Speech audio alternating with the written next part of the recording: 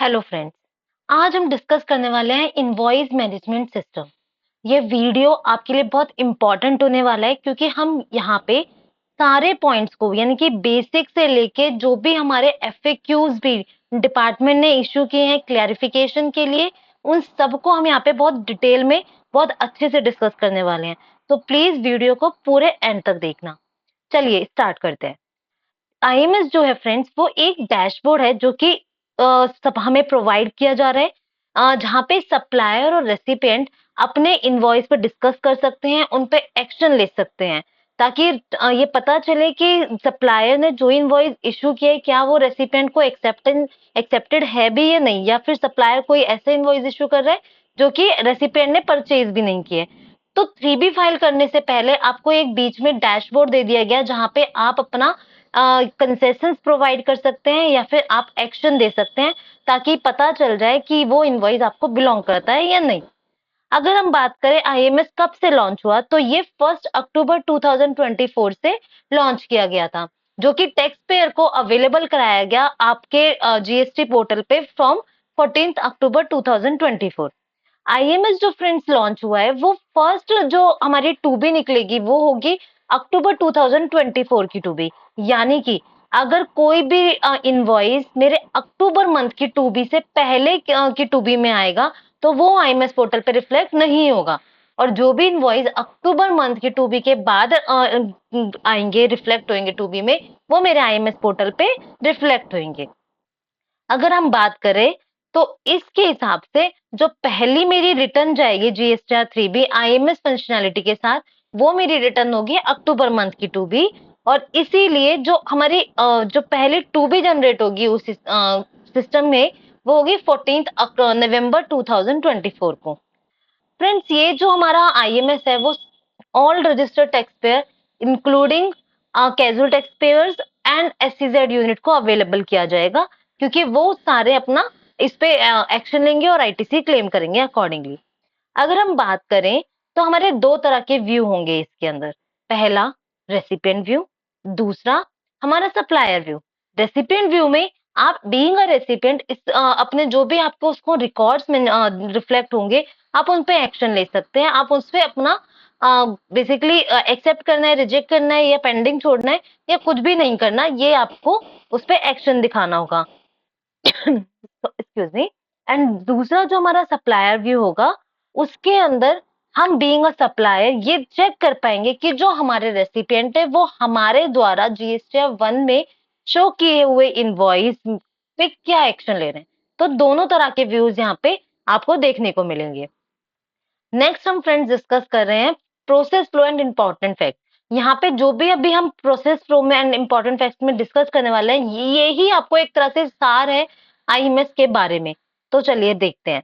पहला पॉइंट जो मेंशन है फ्रेंड्स कि आईएमएस जो है जैसे ही सप्लायर अपने जो इनवॉइस, डेबिट नोट और क्रेडिट नोट, इन तीनों को अगर मैं एक वर्ड बोलूं तो रिकॉर्ड हम इसको यूज करते हैं वर्ड्स को। तो यहाँ पे जैसे ही सप्लायर ने एक रिकॉर्ड अपने जीएसटीआर 1 आईएफएफ या 1A में सेव कर दिया है, फाइल नहीं सेव भी कर दिया है, तो ही वो हमारे आईएमएस पोर्टल में रिफ्लेक्ट करने लग जाएगा।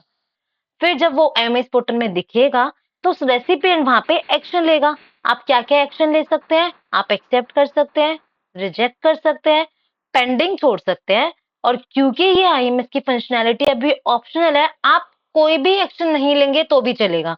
अगर आपने कोई भी एक्शन नहीं लिया फ्रेंड्स, तो ये मान लिया जाएगा कि आपके जो आईएमएस में इनवॉइसेस या रिकॉर्ड्स आपके आए हैं वो सारे आपको एक्सेप्टेड है, यानी कि डीम्ड एक्सेप्टेंस मान ली जाएगी।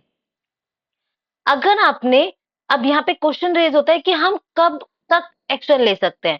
तो जैसे कि फ्रेंड्स हमने देखा कि सप्लायर के डेटा सेव करते ही आपके आईएमएस पोर्टल पे रिफ्लेक्ट होने लगेगा, तो आप भी से सप्लायर के डेटा सेव करने से लेके आपके जीएसटीआर 3B फाइल करने तक एक्शन ले सकते हैं और उस पर आप काम कर सकते हैं। अगर सप्लायर ने आपका डेटा जो है अमेंड कर दिया, तो उसके केस में कैसे चलेगा? तो पहला ऑप्शन है कि सप्लायर ने जो अमेंडमेंट करी है वो जीएसटीआर 1 फाइल करने से पहले ही कर दिया है। उसने कुछ डेटा सेव किया था और बाद में उसे पता चला कि ये कुछ मिस्टेक हो गया है, चलो ठीक है इसको करेक्ट कर देते हैं। तो जीएसटी फाइल करने से पहले अगर सप्लायर कोई भी अमेंडमेंट कर देगा फ्रेंड्स, तो जो आपका पहले वाला जो इनवॉइस रिफ्लेक्ट हो रहा था या रिकॉर्ड रिफ्लेक्ट हो रहा था, वो ओवरराइट हो जाएगा और जो अमेंडेड इनवॉइस होगा वो ही आपको दिखेगा और उस पे आपको एक्शन लेना पड़ेगा। चाहे आपने पहले वाले इनवॉइस पे एक्शन ले भी लिया होगा, तब भी वो मान्य नहीं होगा। अगर सप्लायर ने जो अमेंडमेंट करी है वो जीएसटी 1 फाइल करने के बाद करी है, 1A के थ्रू उसने अमेंडमेंट की है, तो उस केस में आपको आईएमएस के पोर्टल पे तो अपना इनवॉइस शो करने लगेगा, बट जो आप एक्शन लोगे वो एक्शन आपके टू बी को हिट करेगा फॉर दिस सब्सिक्वेंट मंथ। यानी कि आप तो उस पर एक्शन ले लोगे, बट जो उसका इफेक्ट आपके टू बी में आएगा वो आपके नेक्स्ट जीएसटी टू बी में ही आपको शो होगा। फोर्थ पॉइंट फ्रेंड्स, जहां पे हमारा हम कोई भी एक्शन लेंगे तो बेसिकली सप्लायर को भी दिखेगा कि एक्शन क्या लिया गया है रेसिपिएंट द्वारा, उन्होंने कुछ एक्शन लिया भी है नहीं लिया, जो भी एक्शन आप लोगे वो एज इट इज सप्लायर को भी शो होगा। जहां पे हमारे ओरिजिनल और अमेंडेड इनवॉइस दो अलग अलग टू बी को पर्टेन करेंगे फ्रेंड्स, वहां पे ये मैंडेटरी होगा कि आप पहले ओरिजिनल रिकॉर्ड पे एक्शन लीजिए, 3B फाइल कीजिए और उसके बाद ही आप अमेंडेड रिकॉर्ड पे एक्शन ले पाएंगे। बट जहां पे आपके original invoice and amended record, basically original record and amended record आपका सेम मंथ की टू बी को रिफ्लेक्ट करेगा या हिट करेगा, उस केस में अमेंडेड रिकॉर्ड को कंसिडर किया जाएगा आईटीसी कैलकुलेशन के लिए टू बी के लिए। जो भी आपके ऑल एक्सेप्टेड, डीम्ड एक्सेप्टेंस या रिजेक्टेड रिकॉर्ड्स होंगे फ्रेंड्स, उसको आईएमएस पोर्टल से हटा दिया जाएगा एक बार अब अगर आप 3B फाइल कर देते हैं, यानी कि वो आपके रिकॉर्ड्स क्लीन हो जाएंगे, आईएमएस पोर्टल से रिमूव कर दिए जाएंगे। बट जो पेंडिंग रिकॉर्ड्स होंगे आपके, वो आपको as it is IMS portal पे दिखते रहेंगे और वो कब तक दिखते रहेंगे, जब तक आप उस पर कोई एक्शन ना ले लो। सेकेंड, या तो आपकी जो डेट है 16/4 का जो एक टाइम पीरियड प्रिस्क्राइब्ड है जीएसटी के अंदर आईटीसी क्लेम करने का, वो लैप्स ना हो जाए, तो जो भी इवेंट पहले अकर होगा उस हिसाब से वो डेटा पेंडिंग वाला भी आपका, या तो आप एक्शन ले लो या आपका पीरियड लैप्स हो गए, वो उधर से हटा दिया जाएगा आईएमएस पोर्टल से। अब हम देखेंगे friends category of invoices basis the recipient action and its effect in GSTR 2B and 3B। तो अगर हमने कोई एक्शन नहीं लिया है या एक्सेप्ट कर लिया है, तो उस तरह के जो इनवॉइसेस होंगे वो हमारे आईटीसी अवेलेबल वाले पार्ट में या फिर 2B के उस सेक्शन में चले जाएंगे और वो मेरे ऑटो पॉपुलेट हो जाएंगे जीएसटी 3B के अंदर। अगर मैंने किसी रिकॉर्ड को या इनवॉइसेस या डेबिट और क्रेडिट नोट को रिजेक्ट कर दिया है फ्रेंड्स, तो वो मेरे 2B के एक सेक्शन में रिफ्लेक्ट होंगे जो कि होगा आईटीसी नॉट अवेलेबल या रिजेक्टेड वाला टैब, और वो इनवॉइस मेरे 3B का पार्ट नहीं बनेंगे, वो ऑटो पॉपुलेट नहीं होंगे 3B के अंदर। जो इनवॉइसेस फ्रेंड्स मैंने पेंडिंग छोड़े हुए हैं, जिसपे मैंने एक्शन लिया है एज अ पेंडिंग और मैंने उसे पेंडिंग रखा है अपनी आईएमएस पोर्टल में, वो मेरे 2B का भी पार्ट नहीं बनेंगे और वो मेरे 3B का भी पार्ट नहीं बनेंगे।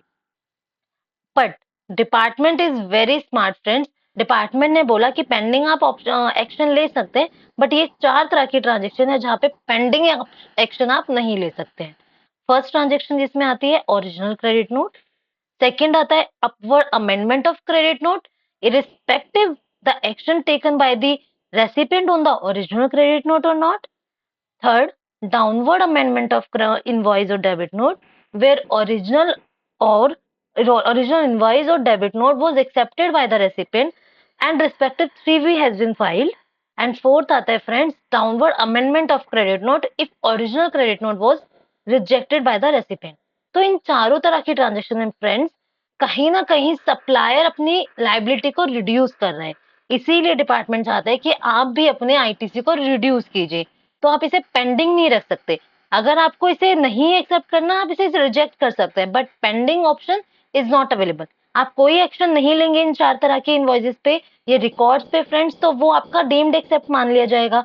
तो आप एक्सेप्ट कीजिए, डीम्ड एक्सेप्टेंस में छोड़ दीजिए, ये रिजेक्ट कर दीजिए, but pending action is not allowed.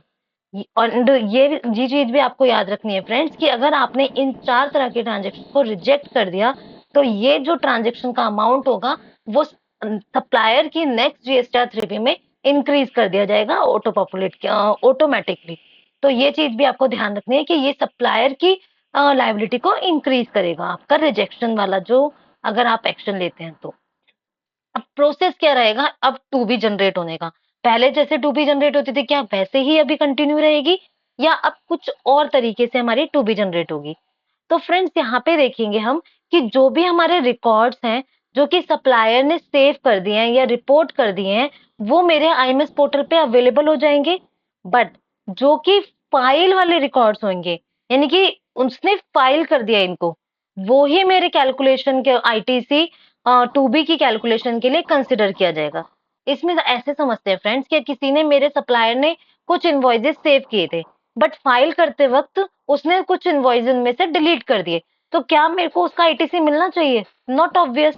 तो इसीलिए डिपार्टमेंट कह रहा है कि चाहे आपने आईएमएस पोर्टल पे वो आपके इनवॉइसेस रिफ्लेक्ट कर रहे होंगे, बट अगर सप्लायर ने उसको हटा दिया है और फाइल नहीं किया है, तो वो आपके टू बी का पार्ट नहीं बनेंगे। जो हमारी ड्राफ्ट टू बी होगी दोस्तों, वो हमारी ऑटो पॉपुलेट होगी 14th of the subsequent month को, जो कि आज भी होती है, तो उसमें कोई भी चेंज नहीं है। बट अगर आपने कोई एक्शन लिया है या फिर जो भी आपने एक्शंस लिए हैं एक्सेप्ट रिजेक्ट और पेंडिंग का, उसके टाइम पे वो टू बी अगर आपकी 14 तक जनरेट आपने नहीं की है, बेसिकली आपने एक्शन पहले ले लिए, तो जो 14 को टू बी जनरेट होगी वो उन एक्शन को कंसिडर करते हुए होगी। अगर आपने टू बाद में एक्शन लिए हैं टू बी जनरेट होने के बाद, यानी कि सिंपल सा फंडा है कि टू बी तो 14 को जनरेट होगी ही होगी। अगर आपने 14 से पहले एक्शन ले लिए तो टू बी आपकी एक्शन को कंसिडर करते हुए जनरेट हो जाएगी, और अगर आपने 14 के बाद एक्शन लिए तो जो टू बी जनरेट होगी आपको उसके लिए उसे रिकम्प्यूट करना होगा। वहां पे एक बटन होगा जहां पे आप रिकम्प्यूट करेंगे और आपकी टू बी रिकम्प्यूट हो जाएगी, फिर से जनरेट हो जाएगी। तो आप रिकम्प्यूट मैंडेटरी है आपको करना अगर आपने एक्शंस लिए 14 के बाद, अदरवाइज आपकी जो टू बी होगी उसको रिकम्प्यूट नहीं हो पाएगा वो, और वो जो आईटीसी आपका एक्शंस के बेसिस पे होना चाहिए वो आपको टू बी में रिफ्लेक्ट नहीं होगा, और वहां से आपके इनवॉइसेस करेक्टली फिर ऑटो पॉपुलेट नहीं होंगे जीएसटीआर 3बी में। तो आपको रिकम्प्यूट जरूर करना है। No action can be taken on any invoice record after filing of GSTR 3B. But obvious है ये कि हमारा कोई भी एक्शन हम नहीं ले सकते, एक बार हमारी 3B फाइल हो गई तो हम कोई भी एक्शन नहीं ले सकते हैं। 2B जो होगी फ्रेंड्स अब हमारी सिक्वेंशियल कर दी गई है, विच मीन्स कि पहले आपको 3B फाइल करनी है प्रीवियस मंथ की, तभी आप नेक्स्ट मंथ की 2B जनरेट कर सकते हो। अगर आपने लास्ट मंथ की 3B फाइल नहीं की है तो नेक्स्ट मंथ की 2B भी आप नहीं जनरेट कर पाएंगे। क्यूआरएमपी टैक्स पेयर्स जो हमारे होंगे उनके लिए जो टू बी होगी वो मंथ 1 मंथ 2 की जनरेट नहीं होगी, और उनके लिए जो टू बी जनरेट होगी वो बस क्वार्टरली बेसिस पे जनरेट होगी। Now we have transaction not to be reflect in IMS. तो कुछ इस तरह के इनवॉइसेस भी होंगे फ्रेंड्स जो मेरे आईएमएस पोर्टल पे रिफ्लेक्ट नहीं करेंगे। देखते हैं वो किस तरह की ट्रांजेक्शन होगी, और ये जो हमारी ट्रांजेक्शन होगी वो हमारे आईएमएस में तो नहीं आएंगे और डायरेक्टली हमारे टू बी का पार्ट बनेंगे और ऑटो पॉपुलेट होंगे जीएसटीआर 3बी के अंदर, बट वो मेरे आईएमएस पोर्टल का पार्ट नहीं बनेंगे। तो उसमें सबसे पहले हमारा आता है डॉक्यूमेंट फ्लो फ्रॉम जीएसटीआर 5, यानी कि जो भी जीएसटीआर 5 में सप्लायर अपने इनवॉइसेस शो करते हैं वो मेरे टू बी आईएमएस का पार्ट नहीं बनेंगे, बट हाँ वो मेरे टू बी में रिफ्लेक्ट होंगे और ऑटो पॉपुलेट होंगे जीएसटीआर 3बी में। जीएसटीआर 6 वाले डॉक्यूमेंट्स यानी कि आईएसडी वाले डॉक्यूमेंट्स, आईएस गेट के डॉक्यूमेंट्स यानी कि बिल ऑफ एंट्रीज, इंपोर्ट का आईटीसी, आरसीएम रिकॉर्ड्स कि अगर कोई सप्लायर रजिस्टर्ड है उसने अपने रिकॉर्ड्स डाल दिए हैं आरसीएम के जिसपे मेरे को बीइंग अ रेसिपिएंट टैक्स पे करना है, तो गवर्नमेंट बोलती है कि ये रिकॉर्ड आपको पता है कि इस पे आपको टैक्स पे करना है, ये आपके आईएमएस पोर्टल का पार्ट नहीं बनेंगे, ये डायरेक्टली टू बी में आएंगे और आपके 3बी में भी ऑटो पॉपुलेट हो जाएंगे। नेक्स्ट हमारे वो डॉक्यूमेंट्स फ्रेंड्स जहाँ पे आईटीसी आपका इनएलिजिबल होता है पीओएस के रूल्स के हिसाब से या 16(4) के हिसाब से। तो जहाँ पे ड्यू डेट के अंदर टैक्स पे नहीं होता, बेसिकली ड्यू डेट लैप्स हो गई और टैक्स बाद में पे हुआ है बेसिकली, तो वो उस तरह के इनवॉइसेस आपको आईएमएस पोर्टल में नहीं देंगे, नहीं दिखेंगे। पीओएस वाले जो आपके इनएलिजिबल आईटीसी होते हैं वो भी आपके आईएमएस पोर्टल पे नहीं दिखेंगे। और एक और जो नया हमारे फंक्शनैलिटी जीएसटीआर 2बी में आने लगी है फ्रेंड्स वो है document where ITC to be reverse on account of rule 37A। तो ये हमारा एक नई फंक्शनैलिटी 2बी में ऐड हुई है, बट ये वाले जो इनवॉइसेस होंगे वो भी हमारे आईएमएस का पार्ट नहीं बनेगी। तो ये कुछ ट्रांजेक्शन है जो आईएमएस में नहीं दिखेगी, बट आपके डायरेक्टली 2B में हिट होगी और वहां से आपके 3B का पार्ट बन जाएगी। Considerations required by the tax payer. तो अब क्या क्या चेंजेस हमें करने हैं जो कि आईएमएस को हम अच्छे से अडॉप्ट कर पाए और फिर फॉलो कर पाए। तो यहाँ पे सबसे पहले तो हमें ये देखना पड़ेगा फ्रेंड्स कि ये जो एक्सरसाइज रहेगी पूरी की पूरी, क्या हम इसे ऑटोमेट कर सकते हैं या हमें मैनुअल ही एक्सरसाइज करनी है। यानी कि क्या मेरे सिस्टम से मुझे इस तरह की एक्सरसाइज की हेल्प मिल सकती है, क्योंकि जहाँ पे आपकी बहुत सारी ट्रांजेक्शन होगी, नंबरस डेटा होगा, वॉल्यूम्स डेटा होगा, वहां पे इस एक्सरसाइज को विद इन द जो हमारा प्रिस्क्राइब्ड या फिर हमारा लिमिटेड टाइम पीरियड है, आपको बहुत मुश्किल हो जाएगा इसको हैंडल करना मैनुअली। सेकंड है, हमें ये देखना पड़ेगा कि हमारे टैक्स कंप्लायंसेस पे, अकाउंटिंग एंड प्रोसेसेस पे क्या इसका इफेक्ट आ रहा है। तो हमें उन चीजों में भी चेंजेस करने पड़ेंगे। Action with in restricted time period, हमें अपने एक्शंस को with in time period manage करना पड़ेगा, क्योंकि टाइम पीरियड इतना भी नहीं है। अगर हम देखें तो सप्लायर सेव करने तक, सीबी फाइल करने तक हमारे पास टाइम जरूर है फ्रेंड्स, बट क्योंकि सप्लायर की जीएसटी रिटर्न फाइल करने की जो डेट है वो 11th होती है और हमारी रिटर्न फाइल करने की 3B वो 20th होती है, तो उस पीरियड में जो भी सप्लायर ने चेंज किया उन सबको इनकॉर्पोरेट करके रिटर्न फाइल करना, वो चीज थोड़ा चैलेंजिंग है। तो वहां पे हमें इंश्योर करना है कि हम कैसे अपने एक्शंस को मैनेज करेंगे। कॉन्शियस वाइल टेकिंग एक्शन, एक आप बहुत ध्यान से अपने जो रिकॉर्ड्स है उस पे एक्शन लीजिएगा, क्योंकि एक बार आपने 3B फाइल कर दी तब आपको कोई भी चेंज करना अलाउ नहीं है। 3B फाइल करने से पहले आप कितनी भी बार चेंज कर सकते हैं, बट 3B फाइल कर देने के बाद आप चेंज नहीं कर पाएंगे friends. Maintain records of invoice, records rejected और पेंडिंग फॉर एक्शन। फ्रेंड्स, जैसे कि हमने देखा कि हमारे जो एक्शंस हमने जिन इनवॉइस पे ले लिए हैं, हमने उसे एक्सेप्ट कर लिया है या हमने रिजेक्ट कर दिया है, वो इनवॉइस और डीम्ड एक्सेप्टेड वाले इनवॉइस भी हमारे आईएमएस पोर्टल से हट जाएंगे, और जो पेंडिंग इनवॉइस है बस वही हमारे आईएमएस पोर्टल पे रहेंगे। तो ये चीज हमें इंश्योर करके चलनी है कि फॉर द फ्यूचर रेफरेंस हम उन इनवॉइसेस को एक्सेल फॉर्मेट में डाउनलोड कर ले, ताकि इन फ्यूचर कोई भी अगर क्वेरी रेज होती है या फिर कुछ भी इश्यूज रेज होते हैं तो हम वो डेटा अपने पास मेंटेन करके चलें। नेक्स्ट है हमारा no scope to claim ITC beyond 16(4). Friends, आज तक कहीं ना कहीं लॉ में तो हमेशा से क्लियर है कि आप आईटीसी नहीं ले सकते हैं। तो अब सिस्टम भी इंश्योर कर रहे हैं कि आप आईटीसी बिल्कुल भी ना ले पाए, आप कुछ भी मैनिपुलेशन ना कर पाए, कोई भी फ्रॉड ना कर पाए, कुछ भी स्कोप नहीं है अब आपका जानबूझ के या फिर आपका गलती से भी 16(4) के बाद आईटीसी लेने का। तो आपको बहुत ध्यान से अपने पीरियड को क्लोज करना है।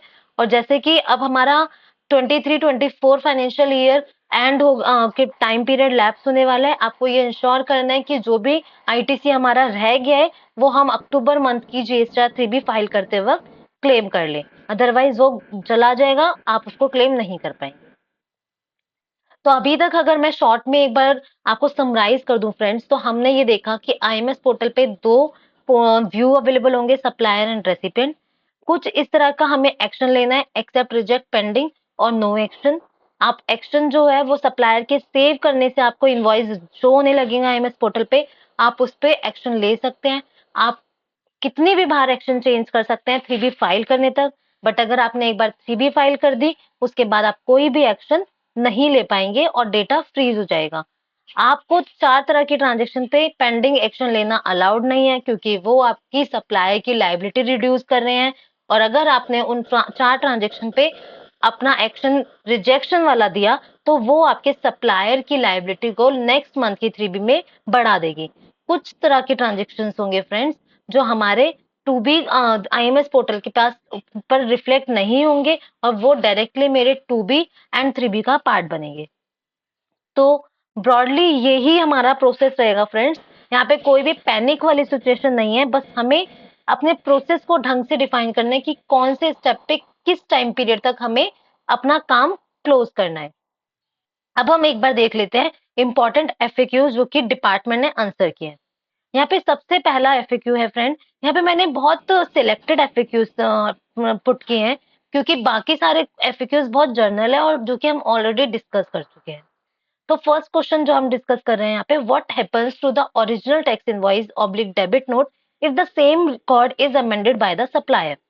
तो फ्रेंड्स यहाँ पे सिंपल सा आंसर जो हमने ऑलरेडी डिस्कस कर लिया है कि अगर आपका जो ओरिजिनल और अमेंडेड रिकॉर्ड है वो टू डिफरेंट टू बी का रिफ्लेक्ट होता है, उसमें दोनों के टू बी अलग अलग है पीरियड बेसिकली, तो यहाँ पे मैंडेटरी है कि आप पहले ओरिजिनल टैक्स इनवॉइस पे या फिर ओरिजिनल रिकॉर्ड पे एक्शन लीजिए, सीबी फाइल कीजिए और उसके बाद ही आप अमेंडेड वाले रिकॉर्ड पे एक्शन ले पाएंगे। अगर आप उससे पहले अमेंडेड वाले इनवॉइस पे एक्शन लेने की कोशिश करेंगे फ्रेंड, तो सिस्टम भी आपको अलाउ नहीं करेगा। तो आप बाद में कंफ्यूज मत होना कि ऐसा क्यों हो रहा है, ये सिस्टम की फंक्शनैलिटी ही इस तरह से डिजाइन की गई है। बट अगर हाँ हमारे दोनों रिकॉर्ड्स सेम पीरियड के टू बी को हिट कर रहे हैं, तो उस केस में आपको ओरिजिनल बेसिकली आपको ओरिजिनल को इधर एक्सेप्ट वाले फेज में लाना पड़ेगा या उसे रिजेक्ट करना पड़ेगा, और उसके बाद फिर आप अमेंडेड इनवॉइस पे एक्शन ले सकते हैं। Next is friends, what happens if recipient reject a record. तो उस केस में अगर आपने रिजेक्ट कर दिया है और to be period basically file नहीं, जीएसटी 1 सप्लायर ने फाइल नहीं की है, तो उस केस में सप्लायर उसको एडिट कर सकता है और जीएसटी 1 रिवाइज डिटेल के साथ फाइल कर देगा, और रिवाइज जो रिकॉर्ड होगा आपका वो आईएमएस पोर्टल पे दिखने लग जाएगा। अगर सप्लायर आपने जो रिजेक्शन किया और उसके बाद सप्लायर ने अपनी जीएसटी 1 में जो चेंज किया है वो आफ्टर जी फाइलिंग जीएसटी 1 किया है, तो उस केस में आपको वो दिखने तो लगेगा, आप एक्शन भी ले लेंगे, बट वो आपके नेक्स्ट मंथ की जीएसटी 2 बी को हिट करेगा। क्या अभी भी टू ए जनरेट होगी? यस फ्रेंड्स, टू ए अभी भी जनरेट होगी, जैसे पहले होती थी टू ए अभी भी उसी तरीके से जनरेट होगी। How to take action on records available on IMS dashboard. तो यहाँ पे आपको दो तरह के ऑप्शन दिए जाएंगे फ्रेंड्स। पहला है इंडिविजुअल रिकॉर्ड पे एक्शन लेने का और दूसरा है हमारा मल्टीपल रिकॉर्ड पे एक्शन लेने का। तो पोर्टल पे वो चीज आपको रिफ्लेक्ट होगी, आप मल्टीपल रिकॉर्ड पे भी एक्शन ले सकते हैं, बट जो मल्टीपल रिकॉर्ड पे आप एक्शन लेंगे तो सेम ही एक्शन आप ले सकते हैं। मतलब आपने 10 अगर इनवॉइस सिलेक्ट किए हैं तो आपको एक्सेप्ट करने पड़ेंगे, रिजेक्ट करने पड़ेंगे या पेंडिंग करने पड़ेंगे। आप ऐसा नहीं कर सकते कि 10 में से 2 मेरे एक्सेप्ट कर दो, 2 मेरे रिजेक्ट करो, ऐसा अलाउ नहीं होगा। नेक्स्ट है कि अगर आपका what will happen if recipient reject a tax invoice or debit note for the supplies of 23-24 which was eligible for 2B of October month given the deadline to avail ITC by 30th November। तो ये बहुत important point है friends कि आपको इस case में पहले ensure करना है कि जो सप्लायर है वो अपने रिकॉर्ड्स जो दिखा रहा है वो जीएसटी 1 फाइल करने से पहले ही करेक्ट कर ले। तो क्योंकि आपको ये फंक्शनैलिटी 14 अक्टूबर से ही रिफ्लेक्ट होने लगी है, आप ये इंश्योर कर लीजिए कि जो सप्लायर ने जीएसटी 1 में अपने सप्लाईज मेंशन किए हैं या सेव कर रहा है वो करेक्ट है, at least for the financial year 23-24, ताकि कोई भी चेंजेस अगर आपको करवाने हैं तो आप उसके जीएसटी 1 फाइल करने से पहले ही करवा लें और वो करेक्ट रिकॉर्ड ही आपको जीएसटी आईएमएस पोर्टल में रिफ्लेक्ट हो और वो करेक्ट रिकॉर्ड आप एक्सेप्ट कर लें। अदरवाइज एक बार ये टाइम पीरियड लैप्स हो जाएगा तो आप उसका आईटीसी नहीं ले पाएंगे 23-24 का। अगर फ्रेंड्स आपके सप्लायर ने कोई फॉरवर्ड चार्ज का इनवॉइस को अमेंड करके आरसीएम का इनवॉइस बना दिया है और उससे क्या आपका इफेक्ट आएगा आईटीसी में, तो बेसिकली इसका आंसर ये है कि सप्लायर ऐसी अमेंडमेंट कर सकता है कि कोई इनवॉइस आरसीएम का था, उसने गलती से उसे फॉरवर्ड चार्ज में दिखा दिया, तो टाइम पीरियड अगर उसके पास है अवेलेबल वो उसको करेक्ट कर देगा। तो उससे क्या होगा कि सिस्टम जो है वो आपका आईटीसी रिड्यूस कर देगा अगर आपने उस इनवॉइस को एक्सेप्ट कर लिया था, और आरसीएम का जो आईटीसी होगा वो आपके टू बी में शो होने लगेगा। क्या सप्लायर, नेक्स्ट पॉइंट है कि क्या सप्लायर अपना प्लेस ऑफ सप्लाई चेंज कर सकता है, और अगर हाँ तो उस पर इम्पैक्ट क्या आएगा आपके आईटीसी पे। तो फ्रेंड्स इसका आंसर है कि place of supply supplier change कर सकता है अगर उसका टाइम पीरियड बेसिकली रह गया है, लैप्स नहीं हुआ है, और उस केस में अगर आपका आईटीसी इनएलिजिबल हो जाता है तो रेसिपिएंट को अपना आईटीसी रिवर्स करना पड़ेगा 4B1 के अंदर। When should an invoice or debit note should be rejected? तो रिजेक्शन जो है वो बहुत केयरफुली करना होगा फ्रेंड्स, क्योंकि रिजेक्शन मतलब कोई आईटीसी आपको नहीं मिलेगा। A record may be rejected if it does not pertain to you or the detail of record is erroneous to such extent that debit or credit note can't handle the situation। तो आपको बहुत consciously rejection action लेना पड़ेगा otherwise वो ITC अगर आपने reject कर दिया तो लूज आउट हो जाएगा। हाँ, इसका ये जरूर मतलब है कि वो सप्लायर अपना नेक्स्ट मंथ में ठीक करके उसे फिर से शो कर देगा, आप उस पर एक्शन ले लेंगे, बट इस मंथ के लिए आप आईटीसी लूज कर देंगे और वो जो बात है वो आगे के मंथ को चली जाएगी, तो वो चीज आपको हिट करेगी 1 मंथ का। How can recipient accept a genuine credit note issued by a supplier in IMS, as it will result further reduction of the recipient ITC? However, recipient had reversed ITC corresponding to invoices itself because 17.5, Rule 4243, etc., or not availed the ITC at all of POS or 16.4, etc. Ineligibility. Basically ये बोल रहा है कि अगर कोई IT invoice मैंने already reject basically accept करके मैंने रिवर्स कर दिया है क्योंकि उसका आईटीसी मुझे लेना अलाउ नहीं था, चाहे तो वो 17.5 की वजह से या पीओएस की वजह से या 16.4 की वजह से या रूल 4243 की वजह से, तो उस केस में अगर सप्लायर फिर मुझे क्रेडिट नोट दे देता है तो मैं क्या करूंगा? तो यहाँ पे जो डिपार्टमेंट ने आंसर दिया है फ्रेंड्स, उन्होंने ये बोला है कि रेसिपिएंट वो क्रेडिट नोट एक्सेप्ट करेगा और उसको फिर वो ऑटोमेटिकली जाके बेसिकली वो मेरे एक्सेप्ट करने पे मेरे 2B में रिफ्लेक्ट हो जाएगा और वो मेरा IMS 3B में भी रिफ्लेक्ट हो जाएगा, जो कि मेरा आईटीसी रिड्यूस करेगा। तो मुझे जाके वहां पे उसको अपने आईटीसी को बढ़ा देना है मैन्युअली, क्योंकि हम ऑलरेडी उसको रिवर्स कर चुके हैं, तो मुझे उस क्रेडिट नोट को फिर से दोबारा रिवर्स करने की जरूरत नहीं है। बट हाँ, आपको जेन्युइन क्रेडिट नोट है तो उसको एक्सेप्ट जरूर करना पड़ेगा, अदरवाइज वो आपके रिजेक्ट अगर आप छोड़ दोगे उसे तो वो आपके सप्लायर की लाइबिलिटी को इंक्रीज कर देगा। तो ये चीज थोड़ा सा पॉइंट है जो कि फ्यूचर में किस तरीके से डील होगा, बट अभी के लिए यही उन्होंने रिप्लाई किया है कि आपको उसे एक्सेप्ट करके मैन्युअली अपने आईटीसी के अंदर आपको उसको करेक्ट करना पड़ेगा 4A5 में। What action shall be available for upward amendment invoice debit note where the upward amendment invoice debit note is saved by the supplier and the same is not filed? तो यहाँ पे अगर किसी ने upward amendment कर दी है debit और credit note, debit और नोट और इनवॉइस में, तो क्या हमारे पास एक्शन अवेलेबल होगा? बट उसने अभी सेव नहीं किया, तो यहाँ पे बहुत क्लियर आंसर है फ्रेंड्स कि रेसिपिएंट उस पे एक्शन नहीं ले पाएगा जब तक कि वो रिकॉर्ड हमारा सप्लायर फाइल नहीं कर दे। जस्ट सेव करने से अपवर्ड और इनवॉइस और डेबिट नोट एक्शन अलाउ नहीं होगा। What to do in case wrong invoice is corrected by issuance of credit note by the supplier instead of amending the same, and such credit note has been rejected by the recipient? In absence of linking of credit note with the corresponding invoice, the system can't understand where the original invoice for this credit note was accepted or rejected.